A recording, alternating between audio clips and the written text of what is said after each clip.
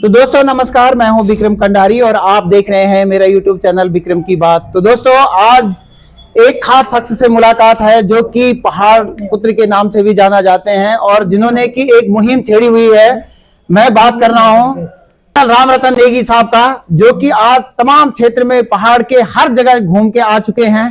तो सर सबसे पहले तो आपका मेरे यूट्यूब चैनल पे बहुत बहुत स्वागत है। धन्यवाद। और सर आजकल आप तमाम जगह घूम रहे हैं, तो इसका क्या रीजन है और इसका मकसद क्या है सर? जय हिंद साथियों, मैं कर्नल राम रतन नेगी, प्रदेश अध्यक्ष उत्तराखंड कांग्रेस से हूं।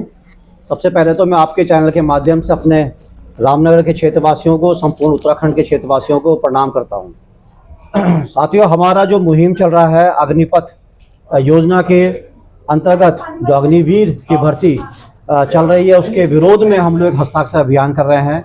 जैसा कि आप सबको मालूम है कि ये जो अग्निपथ योजना लाई गई है वो हमारे युवाओं के भविष्य के साथ में बहुत बड़ा खिलवाड़ है।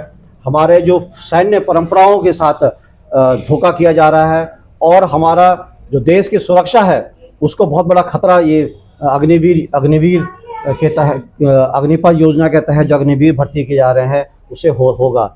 इसीलिए जब जून 2022 में अग्निपथ योजना लाई गई थी तो कांग्रेस कमेटी ने और हमारे माननीय नेताजी राहुल गांधी जी ने उस टाइम ही बोल दिया था कि ये योजना सही नहीं है, इसका हम विरोध करते हैं और हम चाहते हैं कि अग्निपथ योजना को ख़त्म किया जाए और पुरानी योजना को पुराने तरीके से जो भर्ती है उसको बहाल किया जाए और जो भी अग्निवीर भर्ती हो गए उनको परमानेंट किया जाए।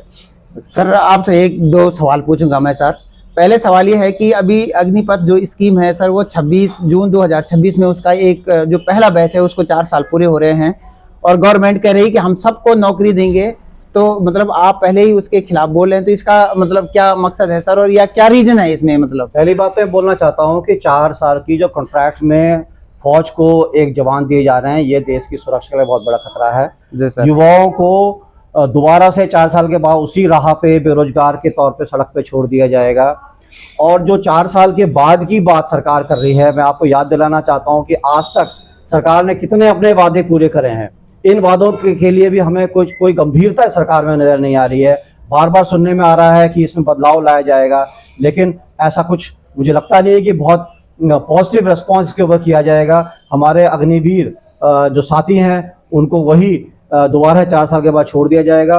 और जहां तक रिजर्वेशन की बात करते हैं, मैं बताना चाहता हूं कि अभी भी प्रदेश सरकार में या सेंट्रल सरकार में कई जगह रिजर्वेशन इसके बारे में दिया गया। हमारे एक्स सर्विसमैन को पहले भी 10% का रिजर्वेशन दिया गया है। मैं जानना चाहता हूं क्या वो 10% को सरकार आज तक एडजस्ट कर पाई है? जब अपने पुराना वादा ही वो एक्स सर्विसमैन के प्रति नहीं पूरा कर पा रही है, तो अग्निवीर के प्रति उनकी क्या जिम्मेदारी? कोई जिम्मेदारी मैं नहीं मानता हूँ। एक सवाल और है साहब कि आजकल जवानों का या जो युवाएं हैं उनका सेना के प्रति रुझान बहुत कम हो गया है। हम भी देखते हैं क्योंकि उनको भी ये लग रहा है कि 4 साल बाद हमारे को नौकरी का मुश्किल हो रहा है या हम नौकरी नहीं कर पा रहे हैं। तो सर क्योंकि पहाड़ की एकमात्र जो रोजी रोटी थी वो सेना से ही जुड़ी हुई थी, तो अब आप सेना के जो पहाड़ के जो युवा हैं उनको क्या संदेश देना चाहते हैं कि वो सेना से भी जुड़े और अपना भविष्य भी सुधारे, या उनको क्या करना चाहिए?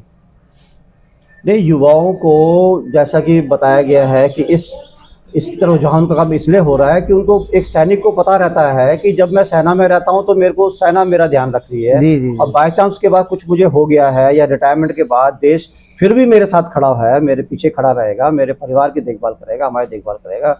वो जो सुरक्षा एक सैनिक और सम्मान जो सैनिक को मिलता था वो आज की तारीख में उसको नहीं मिल रहा है। ये सब देखते हुए रुझान इसकी तरफ बहुत कम हो गया है। इसको सिर्फ एक पार्ट टाइम जॉब के तौर पे युवा देख रहा है। तो वो उसको मैं यही कहना चाहूँगा कि चूँकि अपॉर्चुनिटी है तो ज्वाइन कर सकते हैं, लेकिन सरकार से मैं ये गुहार लगाता हूँ कि ऐसी जो योजना है जो कि देश के लिए सही नहीं है, युवाओं के लिए सही नहीं है, देश की सुरक्षा के लिए ठीक नहीं है, इसको खत्म किया जाए, इसको बदली किया जाए। बहुत चलिए, बहुत बहुत धन्यवाद साहब, आप मेरे यूट्यूब चैनल पे आए, आपका बहुत बहुत धन्यवाद। थैंक यू साहब, धन्यवाद।